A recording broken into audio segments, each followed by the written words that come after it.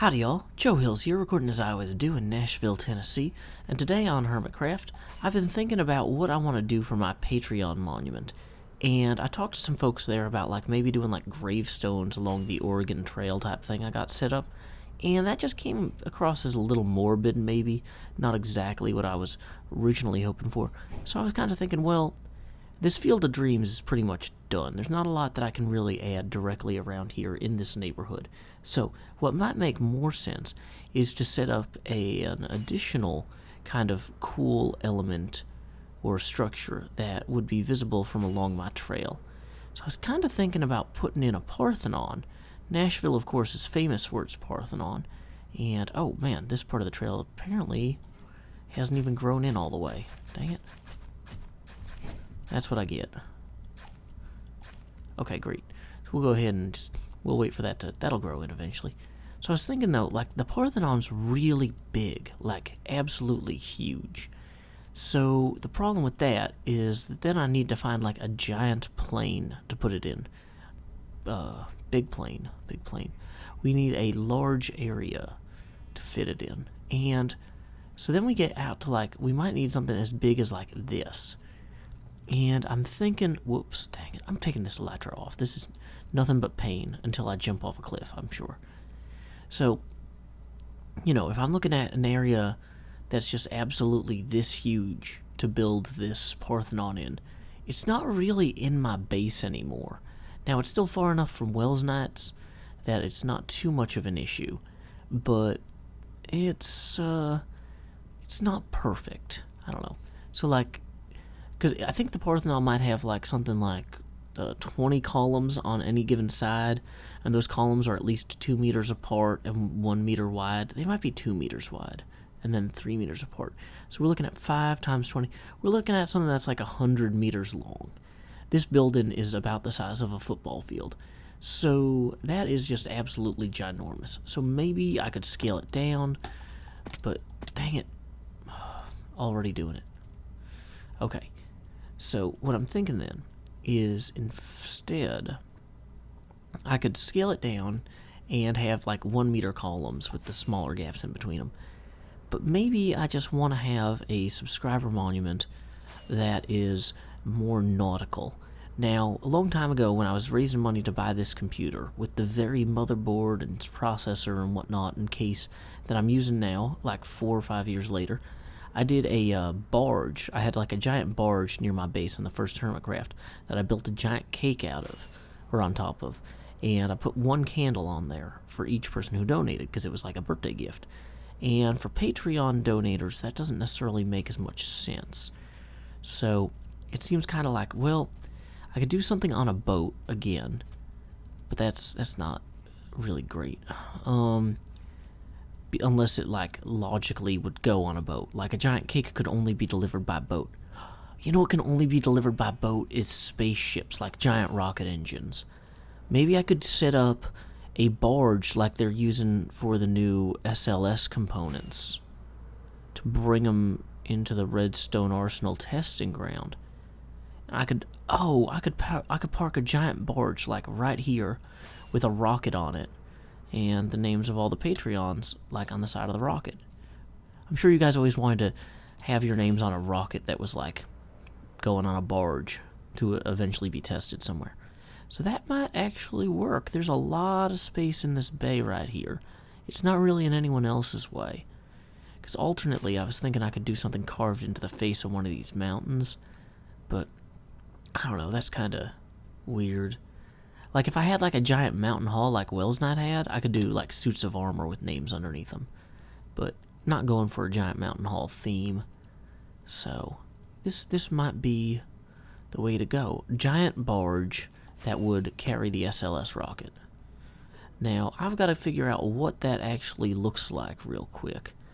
And roughly how long it is. So, time skip. Well, I took a look at NASA barges, and it turns out that the Pegasus barge is not as pretty as I was hoping. It turns out they thought it would be a good idea to cover up the rocket so that it doesn't get damaged by, salt water and wind and rain and, flying rocks and everything. So I'm thinking I need to figure out something better. Now, let's see here. Just kind of like looking at the landscape that we have naturally provided. I really liked that Parthenon idea, but it just, I don't think it's going to work. Maybe setting up some little forts along the way here. And yeah, that might work. Getting some little like old school log forts like you would have had in the old days. That might be interesting. I'd have to do some research on Oregon Trail era forts. But you know what? Much like doing research on NASA barges, that's pretty much right at my alley. And we would get to use our new axe. Yeah, you know what? I like this idea. Anything with my new axe. Did I put the blast protection thing on again? No. I just can't. I know how to do this, I promise. And away we go. Who's the guy who can conquer death? That's Joe Hills. He plays for Nashville when he plays Minecraft. That's Joe Hills.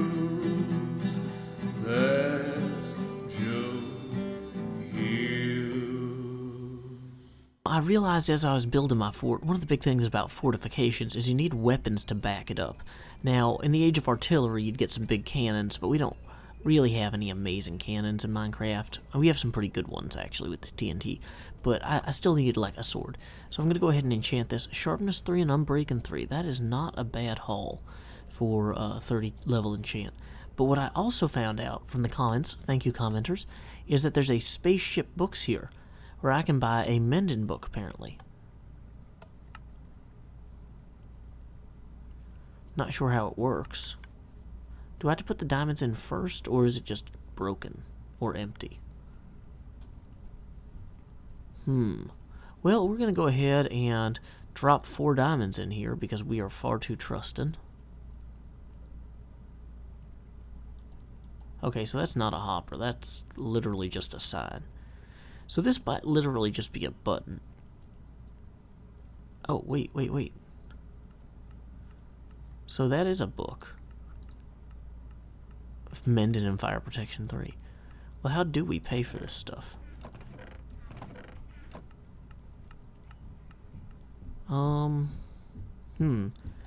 Well, I'm just gonna put a chest here. Dang it, that's a bad place for it. I can't figure out how this works, but I don't want to walk off without paying. So I'm just going to drop, dang it, another chest. Unintentionally. And we will put our 4 diamonds in here for Iskall. There you go. Okay, well, let me try tossing the diamonds on the ground one more time, though, because on the off chance that I just did it wrong. Do you drop them in? Maybe you drop them here? Like, well, no, I can't get them again if they're not supposed to go there. Well, whatever. So, we're paying for it. Let's go ahead and get Mending on this sword so that we can top it off and then build our fort. Oh, yeah. The right tool for the right job is very important in software. Whew. Okay, that almost crushed my sword. Or did it? Okay, good. I was about to be very displeased. That's a really neat stack idea. How did they get it to suspend above this, though? Is there like a string or something? Whatever. Either way, it's really cool. Time skip. I'm thinking I might have overshot wherever the spruce forest was. Or undershot it. Let's continue going this way. And here we are in some sort of bizarre mushroom spruce forest. Hoping this isn't somebody's base or something. Let's quickly scan around and see if there's any signs of life. I saw a beacon way back there on my approach, but this looks to be just a fair game dark oak biome that we can hopefully harvest some of the oak from for our fortress. Because I feel like combining normal oak and dark oak together is going to give the forts a kind of, well, let's say striated appearance. And traditionally with log forts, you would want to have logs that are strong, and all logs in the game are equally strong, so that doesn't matter. But in this game, if we're trying to be aesthetically pleasing, we'd want to have logs that complement each other visually, and the dark oak and the traditional oak in the game, I believe, do that quite well. So, assuming that I can find my way back from this forest to my base later, without turning this into a crazy adventure video, we should be able to gather what we need in order to get our forts underway. Time skip. Well, with only 3 fireworks left to my name, and no clear idea of exactly the best way to get back, we're going to generally fly in that direction.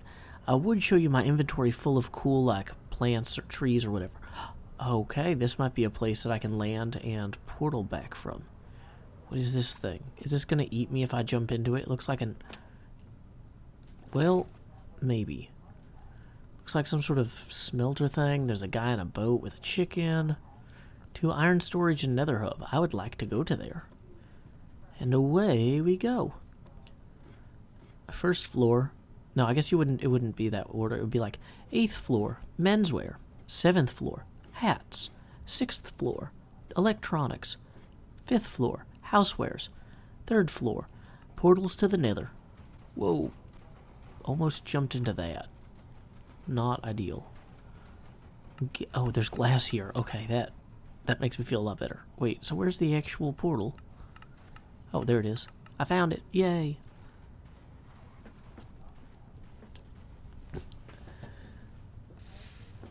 Whoa, this is dangerous looking. This is not looking much better. Dang it.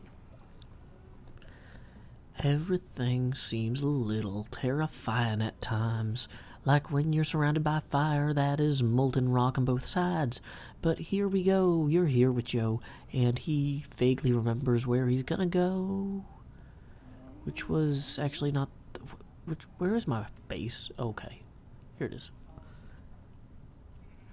So I went ahead and I looked at some forts like Fort Laramie and realized, a lot of forts, like the Alamo and Fort Laramie, they have great interesting elements about them, but I want something a little closer to home. And as I was considering it, I realized that Fort Nashborough is like a few miles away from me. I could go record a vlog there, and it's not actually that huge. I mean, it's got it, like the fence around it is comparable to the size of the Parthenon or the footprint of the Parthenon, but there's a difference between the footprint of the fence versus the footprint of the structure itself. So like, it would come out to about 80 meters by 20 meters, which is still a lot of ground to cover, but you know what, I think we might be able to find a location where, so like, with the Parthenon, if it was 80 by 20, it has to be 80 by 20 and really far away from the path to look right. Whereas with Fort Laramie, oh sorry, not Fort Laramie, Fort Nashborough, I could literally just set it right here. Dang it. Traditionally, Fort Nashborough was constructed alongside a river, so it'd be cool to have it alongside a river here, but this river's kind of way too low in this valley, and that's not going to really be viable. So let's just kind of quickly eyeball some of the other locations that we could consider. Let's go retrieve that log and our horse and move this slightly. Man, I knew 80 blocks was a lot, but I didn't realize quite how many. So we'll go grab that. I don't know, man. Let me check these dimensions again. That seems kind of too big. Well, you know what? I did some math, and it looks like I was measuring the footprint of the park that the fort is in, and not the fort's walls itself, which are much smaller. They're only 20 meters by 40 meters. Significantly easier to accommodate. So also, with that in mind, looking at this area here versus this area here, I think I'd rather have it on this side, and we can kind of possibly set up a little kind of river on the on the inside of the path here. So we'd have river continuing this way and around, and we would have fort right here. So let's go ahead and say we're going to have one of the corners of the fort here. 1538. Dang it, that's not the right dimension. So we want to go to 18. Yeah, that's much closer. Okay, so I'm not sure exactly how high the fences at Fort Nashborough were, but I think 3 seems about right, which is actually a lot better on me from a resource management perspective anyway. So we're going to go ahead and we've got, oops, was I using the wrong kind of wood there? Well, let's go ahead and clear out all this grass. And we're going to kind of alternate our pattern here a little bit. Dang it. Like, I want this to look like it's made of logs that were, like, literally just burrowed into the ground. Dang it. I gotta get better at that. Well, I think that this is a solid foundation. I'm gonna have this extend all the way to there. And unfortunately, I'm out of time to record today if I want this video to go up tomorrow. So, thank you guys so much for joining me. Until next time, y'all, this is Joe Hills from Nashville, Tennessee. Keep adventuring. Oh, it's a squid. Bye, squid. Keep adventuring.